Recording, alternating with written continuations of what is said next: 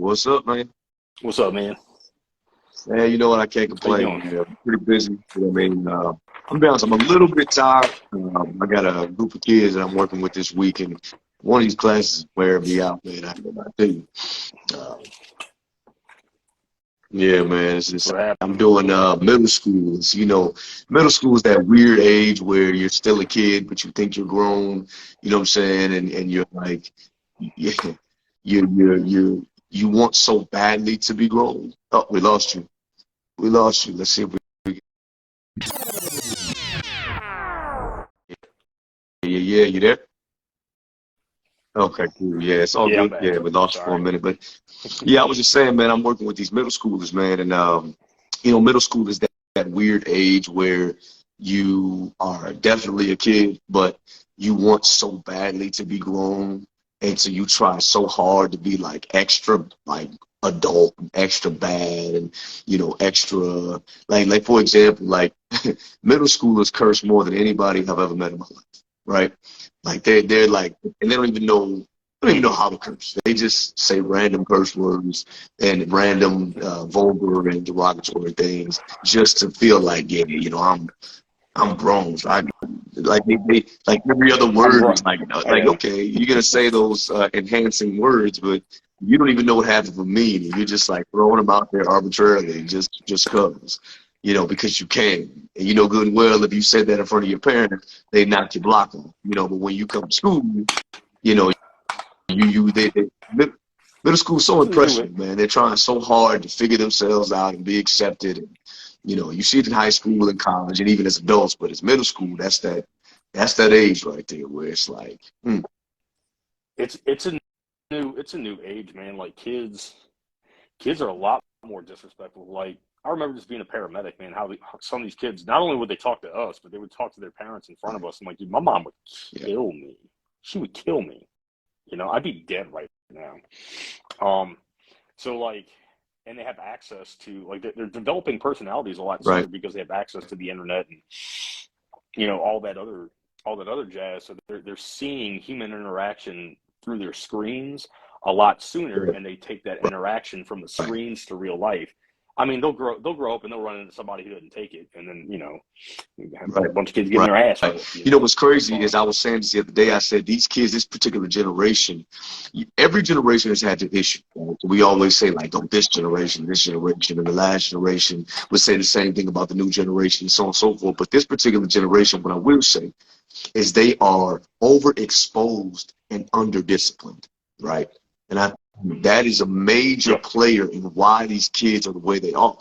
When you have a group of kids, you have a generation that Yeah. has come up with, they have been overexposed to everything that things you just joked about and kid when we were kids, you kind of knew stuff but you didn't know anything for real. You still had cartoons that were kind of innocent.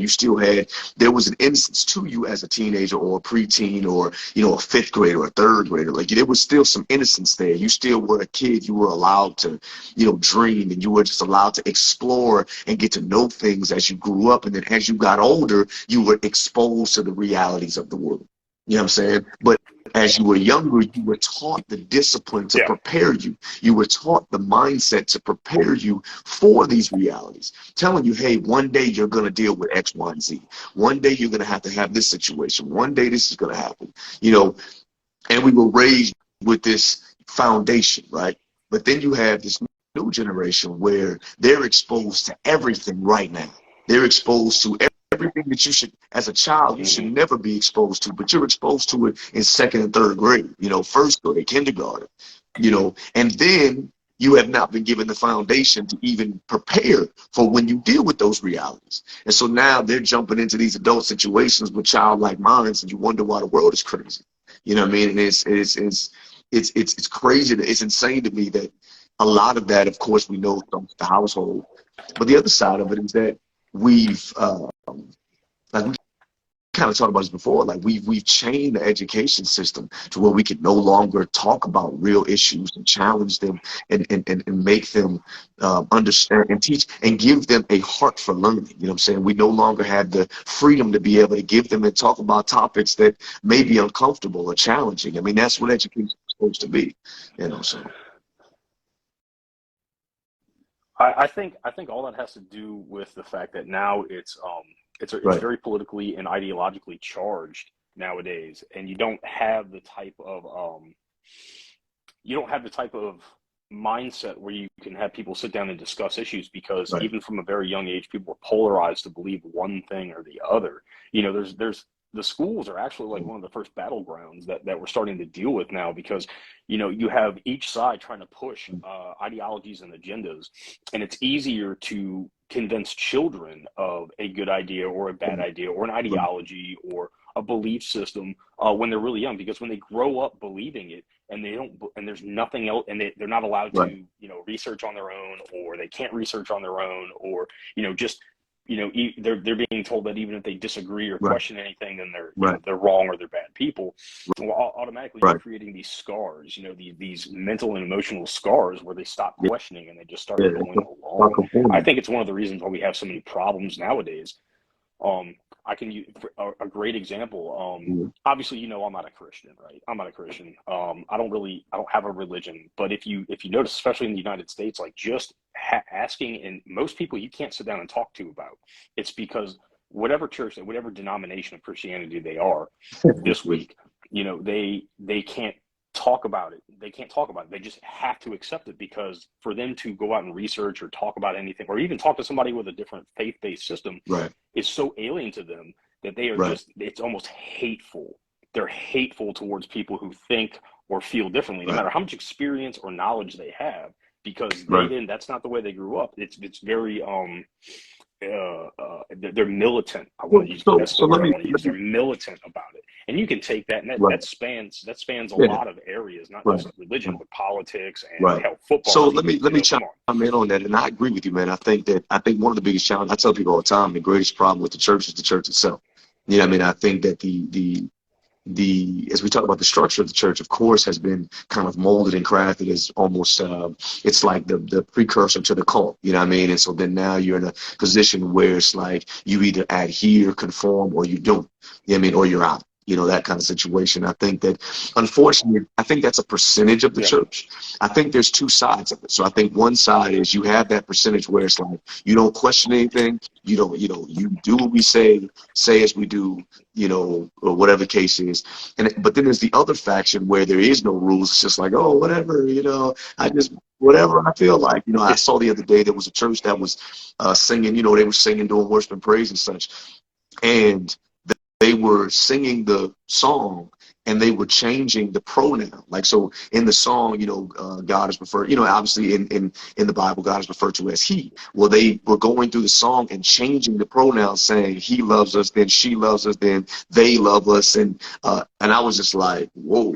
So now we're in a position where you have these two different factions, where you have one side that is, there is no standard or structure. It's just like we're just trying to appeal to whatever cultural thing we can, And then on the other side, you have the ones that are like, knows. Like, for example, here in Jacksonville, there's a church right now, and this is the trip. This is the kind of stuff that makes why, me as being a Christian, it frustrates me, because I'm like, what are y'all doing? Like, we have completely lost our identity, regardless of where you stand culturally. Like, we have an identity of simply understanding, and we're supposed to be a light to the world. That's what we're supposed to be. But unfortunately, we become so clouded and covered by all this other stuff. And we got church right now, man, in my city, where they're having people sign a document to basically reject any of the LGBTQIA ideology, right? So basically saying, like, there's only man and there's only woman, and it's a statement, like a statement of faith. So it's like there's only man and there's only woman, there's no in between, and you have to kind of essentially reject the LGBTQ lifestyle, et cetera, et cetera, et cetera. And in order to, but here's the thing so here's my thing. It is a wide known understanding that in the Bible and in Christian belief, yes, homosexuality is considered a sin. That is a wide belief thing, right? From a scientific perspective, we could talk about whether it's legit or natural, whatever case is, but that's a whole other conversation, and all of that. But it's widely understood, okay, Mm-hmm. this is what we believe, right? We believe that this, and this. Here's the thing, First of all, the issue is you don't change how you love the people. That's the problem. If you disagree with the lifestyle, that's one thing, but you don't change how you love the people. You don't change how you treat the people. You don't reject the Yeah. people simply because it's the same thing as anything. It's like if somebody doesn't wear their seatbelt, you don't have to like it, but you don't treat them differently because they don't wear a seatbelt. You know what I mean? That's their decision. But then you can Yeah. discuss, okay, if you don't wear a seatbelt, this could be dangerous, or this could not be dangerous. I mean, you have that discussion, right? And you treat them as human beings, though. But here's the thing. So this church is having people sign this document. But here's where I had the real big issue. They're saying that in order to you have to sign it in order to maintain membership in the church. Yeah, Ooh, that's right. pretty that's pretty big. I don't think I've ever heard about it. I mean, I recently, I say recently, I think it was like maybe 2 years ago. Time goes by weird for me. I knew a girl that I used to work with. I'm not going to say any names, obviously, on the air, but I knew a girl I used to work with, and she ended up marrying a woman Okay. transitioning into a man. They got married Yeah. in a Pentecostal church. I mean, I have questions, and so I asked Right. the questions because Right. I've known her for a long time. After the wedding, I was like, hey, did the church know? And they're like, yeah, the church knew, Mm. but her parents didn't know. And what that makes me think of is I followed this biblical scholar. His name's Dan McClellan. I think I've sent you some of his stuff before. He's really good. I like how he Right. approaches theology in general, which is very. He tries to back Right. everything up with Right. data and everything that they know to date. If he makes a Right. mistake, he will get online. He will correct Right. himself. He accepts any type of Right. criticism. Very, very smart guy. And one of the things that he said that I've really thought on a lot is when we read any type of religious text. Now, his expertise is in the Abrahamic Right. religions. So if you read like the Bible, the Quran, and so on and so forth, you are going through an exercise and negotiation as you read the Bible. And as times change, people change. And one of the biggest problems we have with all this ancient text, because that's what it is at this point, it's ancient text. You have the Jews that have been around Right. since pre-Roman Empire. You have the Christians right around the mid part of the Roman Empire, and you have Islam that popped up right around, I think it was like the 5th or 6th century, right? So at this point, Yeah. we're all over 1,500 plus years old. These writings are old. The interpretations are old. But one thing that we forget is that it was a completely different life back then. The belief Yeah. How system, they how they lived. interpreted, Yeah. the words that they used, everything was very different. We have also translated all these texts through multiple religions. Just look at the Christian Bible. How many different versions are there? You can go to Barnes and Right. Noble, pick up 5 different Bibles, read the same Right. passage, and have 5 different passages. And so now what you have is you have all these within Christianity. You have all these different sects fighting with each other over wordage and verbiage and stuff like that. One of the first issues they had was around the 3rd century. They called it the Arian heresy. I forget the names. I think his name was Irenaeus. Don't quote me on that. I have to go back and find that book. But he was preaching. This is right around the birth. This is right when Christianity was being accepted by the Roman Empire, and right as Constantine brought all the religious leaders to have the first Council of Nicaea to start. The whole purpose was to have, okay, this is how we're going to worship Christianity. We need to come up with basically a guideline. Okay, a guideline. And this guy was a break off because when he was preaching, he was always preaching that Jesus was less than, like, he was not the same as God. He was on the same level. The mystery of the Trinity did not exist to him. He said because God had to create Jesus, Jesus was less than. And it doesn't make him any less of our Savior. It just means, that he taught because he was created, he was less than. And this led to a civil war within Christianity over a simple teaching. And at the heart of it, this is how I feel about all of it. We don't know. All right. We don't know. It's an exercise in negotiation when you choose to worship a faith. That's what it is. You have to negotiate your way through it. We look at slavery in the Bible. There was slavery the entire way through the Bible. In fact, that's one of the reasons why people in the United States, that's how they used it when they had slaves, is they basically made all of these slaves Christians, right? All these Africans Christians. And then in the Bible, they're like, no, slavery, it's all right. God said we could have slavery. Obviously, we understand today that, like, just because it was in the Bible doesn't mean that it's word. it's acceptable now because So times change, therefore feelings change and right. So interpretations if I change. can chime in, so this is funny. We actually, I actually was just Yeah. looking at something about this. And we were talking about that. So I think one of the biggest challenges, especially with the slavery thing in the Bible, so first and foremost, one of the things that people have to realize is that Christianity was actually in Africa before the slave trade.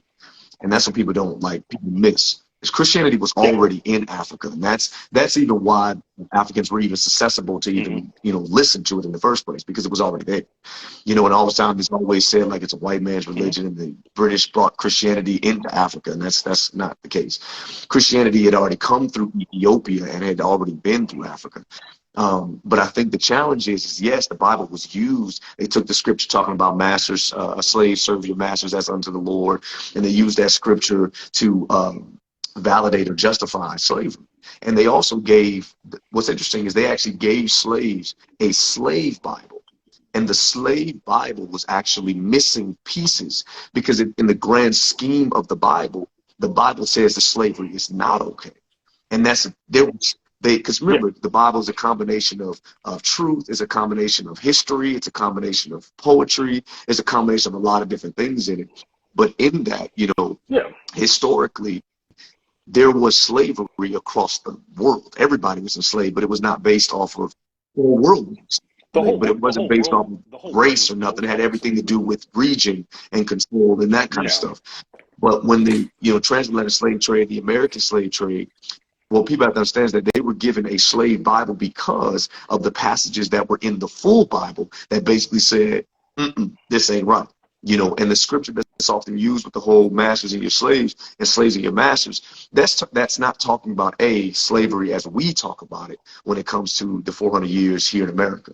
That's the indentured servant. That's when you serve Mm-hmm. someone. Back then, the slave was you were paying off a debt. Mm-hmm. You are serving some sort. It says, serve as if you are serving unto the Lord, regardless of the situation. But they were not justifying slavery. And unfortunately, that's been used out of context so many times to justify it. And it's not, and so, and, Yeah. mhm, Yeah. It's very easy. It's sure, very easy to use the people do it Bible all out the of time. context. You know. And once again, like I'm not a Christian, so Right. I don't hate on anybody. I just think that you as a person should always seek to, if you're going to be a Christian, you should know everything you can about Christianity, the good and the bad parts of the history, what the Bible says, and when it comes down to what it means, you can't sit there and try to put yourself in that situation because the Bible wasn't written in 2023. All right, it was written, over the span of hundreds of thousands of years, technically. If you start with the Old Testament from the Right. from Right. the Jewish Torah, but these texts are old, and the way people spoke about things, felt about things, and saw things around them were very, very different than we see today. 100 years Right. ago, we saw the world differently than we see it today. And that's why I have a big problem with people in general when it comes to history. When we try to sit here and we look back in history and we judge Yeah. history with modern eyes. We look back to, like, we'll say the Middle Ages, we'll say like the 13th century, and like people were like, oh, well, back in, people didn't always used to be this violent. Man, they used to chop people's heads off. They used to torture people in worse ways than you could have possibly imagined. There was so much Yeah. bloodshed back in the Yeah. day. People would just The kill you for 20th no century, reason. That's why your the lifespan 20th is like century was the 35 bloodiest middle of century nowhere. we've ever seen. Just from, Absolutely. and it's crazy because Well, that's because we, more we we efficient. figured out how to kill each other Absolutely. more efficiently Yeah. once we Yeah. invented better weapons. But you don't think, I used to, I'm very into like Norse mythology and the Norse era, and I like being online and seeing all these people like, well, that's not the old ways. I'm like, you don't think like Vikings would have Right. used a Right. motorboat if they had a Right. motor? Like, you don't think if they could get Right. their hands on guns, like Right. they just didn't have it. To think that just because anything is in its best state, because it's old, it just stopped. Like, people have better technology. Right. Swords improved, armor improved, reading Right. improved, education improved. We sit here and we talk about how bad education is. However, we can sit here. Right. I don't know how many people can't read in the United Right. States. Let's say it's 20% Right. of the U.S. can't read. I'll go high Right. with this number because, like, why not? Dude, you go back 200 years ago, it was probably if not 40% of the more. world that couldn't read. You go back further, yeah, you go back, and the further you go back, the only rich people and powerful people and royalty could read, Right. way back in the day.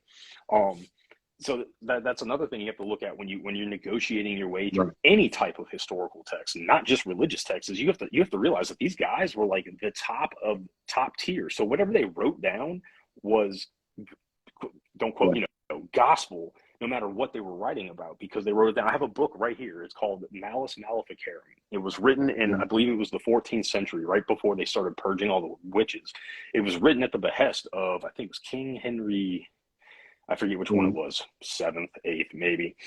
This is right when the whole purge of witches started to happen in the 14th century. This is before it even came to America. This is in Scotland and England at first, and it is a detailed, basically go by of how you find a witch Right. and how Right. you kill them and how we need to annihilate them. And Right. it's in Old English. It's a little bit of a hard read. I had to dredge through it, but if you read it, you get an understanding of like, this is how superstitious people were back then, that they were murdering Yeah. women because they had a wart. They were murdering women because we couldn't identify mental illness. Yeah. Back What then. It would they had to say? be supernatural. My bad, I mean, because So it's in the. I was thinking about it. Well, I was reading about, we were talking about the Salem witch Okay, trials and whatnot, and I remember they were talking about how like many of the women that were, that were burned as witches were not even close to witches. They just believed something different, and so because of that, they just believed something yeah, different in the environment in the commune, and so because of that, they were considered heretics, and then the heresy turned into the witchcraft. And then that's what led to that. It was like I said, the witch hunt, because whenever you use that term, it's a witch hunt. It's a witch hunt. You're searching for something that isn't there. You know what I mean? And so there, and then you're it's interesting when you really, like you said, when people look at history and they look at it from the eyes of what was going on at that time, in the eyes of the cultural context, the social context, all these kind of things. I just posted something about that on social media about you know I think we're losing you a little bit. Just pausing, but okay. Yeah, I just posted there we go. something about that as we are Yeah, embarking on, Black History Month. I know people are going to start posting all of their various, Black History posts and quotes and people and all that kind of stuff. And I say, mm-hmm. listen, I appreciate that. Do your thing. Let me ask you this. Let me just give you one public service announcement. Please do not post or quote anybody that you haven't read, researched, or listened to. You know what I'm saying? Because, you know, and for those who are listening in, what I'm saying, please don't post or quote people that you don't know what they're talking about. If you haven't actually looked at their platform, if you haven't actually researched Yep. them, what context in which they said those words, what cause were they fighting and dying for, that you are now taking that particular quote and applying it to your random ideology, your random belief, or your random phobia or ism or whatever the case is, that they would be totally against if they read. You see what I'm saying? And I think it's disrespectful to the literature. It's disrespectful to the historical context. It's disrespectful to what they've done. And I think it's so important for us to really take ourselves out of it, take it for what it is, and then apply the principles to today and what we're doing and what we're going on. Because I think that's the biggest thing Mm-hmm. where, biblically, there's a lot of cultural things that are hard to understand, that are hard to process, that are just like, wait, what? Yeah. How did that work? Wait, what do you mean? But if you understand that the biblical principles are the things that when you look at the simple things like don't hurt, don't kill, don't steal, that kind of stuff. Like these are the simple Yeah. principles of society that we all can agree on. You know what I mean? That it's probably not going to be beneficial to society moving forward. That kind of thing. And we have to look at just, like I said, we just have, like you said, we have to look at history from an objective eye, understand that the culture was different, understand that times Mm-hmm. were different, and then take those same principles and ask them, what is it that has not changed? Okay, what are we still doing? How have people changed and how have they not changed? What are the similar balances and the reflections of today and yesterday? And then how can we take those things and Yeah. grow and move forward from there? So. No, I think you're absolutely right. And as a lover of history, I love reading about history. I always love learning. I have books stacked up here. I just finished a book about the Rhodesian War. I'm about to start a book on a German division in World War II, and then I have another book about I don't know. I got a bunch of Yeah. books. I kind of just pick them up as I go along because I'm trying to build like Right. my own library one day. I think I'm up to like Right. 450 books or something like that. Um, but you know, we judge. I like military history, obviously. So people have always caught me reading. Like I read about like the German army and the SS and stuff in World War II and all the combat actions, and I read about the Vietnam War and World War One. From I want to know about all points of view, you know, because we grew up understanding like what America did in every single war. But until you read like the books, the eyewitnesses, Yeah. you don't really get a sense of how bad some of these things were, you know, and as bad as it was from our point of view, the American point of view, if you ever go read any Yeah. books about like the Yeah. German army on the Eastern Yeah. Front, just how savage and ideological that war was, it kind of makes everything that we did in Europe look kind of like a little bit less in comparison to how savage. I'm Yeah. talking No, about the I got you. fighting, not like, you know, winning the war. I'm just talking about how savage they were towards each other, you know. And then, you know, I remember watching Band of Yeah. Brothers Yeah. with Yep. I don't know, with somebody, and then I was like, hey, you ever checked out the Pacific? And then you watch the Pacific, and it's like it's the same war, and it looks like it's two completely different eras because of how different the savagery was between the Japanese and the Americans, as opposed to like the Germans and the Americans. You know, and then when you look back on history, you know, we label like everybody from Nazi Germany was a Nazi. Yeah. That's just how we feel. They're a Nazi. Everybody who was in the Right. South during the Civil War was a rebel, was a Confederate. Like that's just it. Everybody in America right now is a Democrat to the rest of the world because our president is a Democrat. Just because, you know, a certain person's in power Right. doesn't mean everybody believes Right. in the same thing. And I think it's very important that we always like. I am so against destroying Mhm. anything Right. historical, especially if it's Right. bad. Specifically when it's bad, or we feel like it can teach you Right. a lesson of what should never happen. Um, Throughout in Iraq when ISIS tore through in what was it, like 2014 and on, they destroyed thousands of years old like Yeah. archaeology that we're never going to get back just because it didn't Right. align with how they Right. how their interpretation of Right. Sharia law, their Right. interpretation of Right. Islam, they tore it down. You know, it's a very It is. dangerous road you set down when you start destroying your history because at a certain Right. point we won't be able to reach back and Well, tell it's you just like that time period again, and that's how you repeat. That's how yeah, you I mean, repeat all just these like bad you see, things. you know, But it's like you see with, you know, like all the removal of the statues and all the removal of the books and all the removal of everything. You know, like for example, like right now here in Florida, there's a big controversy about, you know, education and about books.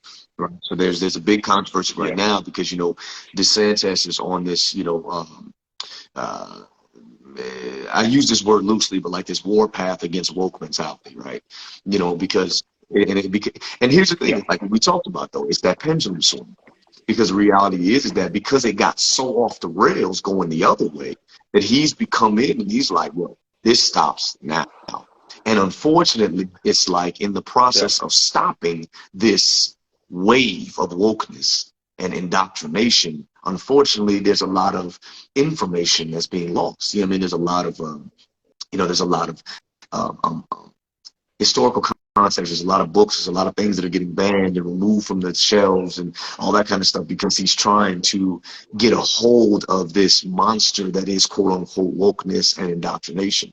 And the reality is that information is information, whether you like it, you disagree with it, or you don't. You know, I think the problem is that when it got so far off the rails into the education system, when you had school systems that were teaching things that simply weren't true for the sake of agenda. You know, you did have schools that were indoctrinating kids. You did have schools where they were telling kids that what you've known all your life is not true. It's actually just a made up thing. When they were teaching, like with the whole, you know, CRT and all of that kind of stuff, you know, first of all, the CRT that they're trying to teach in schools is not what CRT is. That's not the real CRT. And yeah.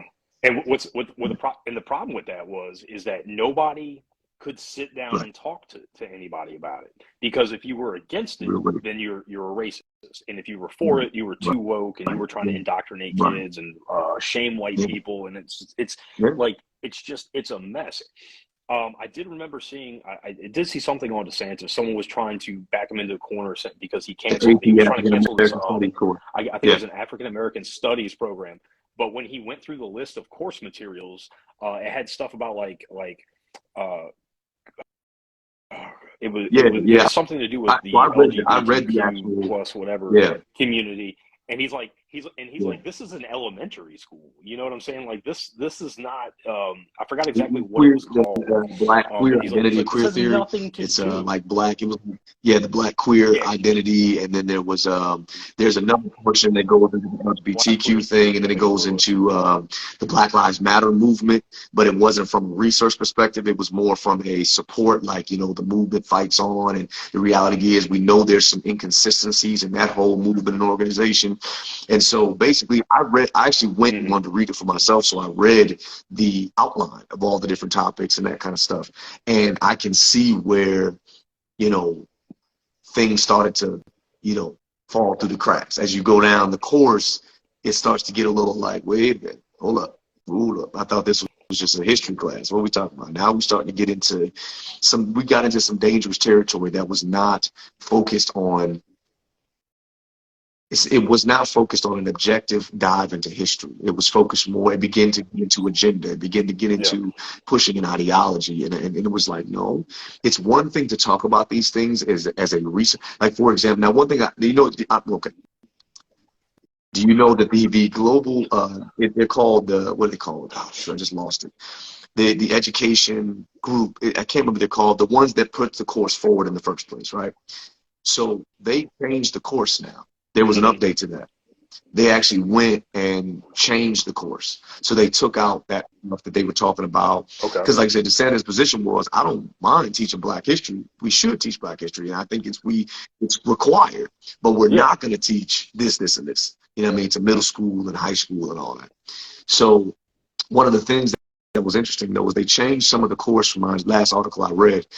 But this is where, so that on the flip side, to be objective, right? To be balanced. One thing they did Mm-hmm. change is that they removed the topic of Black Lives Matter, right? Okay. They removed Black Lives Matter from the conversation as being to be taught as a supported organization, right? Okay, fine. Okay. But then what was added, though, was the Black conservative movement, that was added into the curriculum as a research project, right? You see what I'm saying? So for Mm. me, you see, it's like, yes, teaching it, but it's also Yeah. you added this as like a little extra little nugget. It's like, if you're going to be objective with it, the reality is you need to have both movements as research projects. That's what you do. Or neither movements. Or neither movements. It's like, if you Or have neither to do movements. one, if you feel like you have to mention, because I think that if you're going to teach, especially modern, cultural history and that kind of stuff, I do think that you should mention these organizations, because I do think they did have an impact on society and the culture, and they should be talked about. But it has to be from an objective perspective, that you're not supporting either one. It has to be from this happened, and then these people showed up, and you can research them and see what you dig up, and then write a paper on what you found. You see what I'm saying? And then we can discuss. Yeah. Yeah. We talked about this. We talked about this before when we were talking about the drag queens